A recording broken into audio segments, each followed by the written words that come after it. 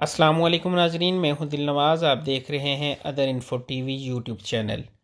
नाजरीन, आज एक पैगाम लेके आया हूं अल्लामा फ़रूक़ुल हसन साहब। जैसे कि जो आदमी आज लाहौर के धरने में मौजूद थे उनको पता होगा कि फ़रूक़ुल हसन साहब धरना छोड़ के चले गए थे, तो फिर उनके पीछे बहुत सारी अफवाहों ने जन्म ले लिया कि फ़रूक़ुल हसन साहब के अशूरा के साथ तल्क़ात ख़राब हो गए हैं, फ़लाँ फ़लाँ फ़लाँ।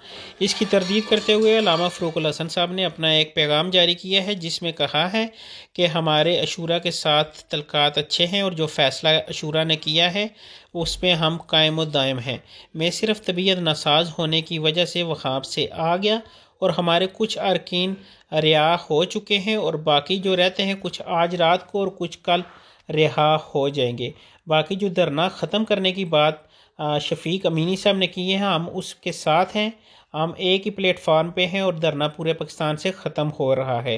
नाज़रीन, ये मैसेज था अल्लामा फ़रूक़ुल हसन साहब का। उम्मीद करता हूँ आपको इन्फॉर्मेशन में इजाफ़ा हुआ होगा।